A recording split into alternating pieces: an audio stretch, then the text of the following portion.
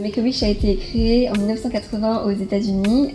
Ça a commencé avec Chris qui avait 7 ans, qui était un petit garçon atteint d'une leucémie. Il rêvait de devenir policier. Donc sa maman a organisé avec un petit groupe de policiers toute une journée qui puisse se sentir comme dans la peau d'un policier. Ça a inspiré sa maman et le groupe de policiers de se dire que ce qu'ils avaient fait pour Chris, ils pourraient le faire pour d'autres enfants. Ils ont voulu créer Make-A-Wish International. Et donc Make-A-Wish France est né en 2003.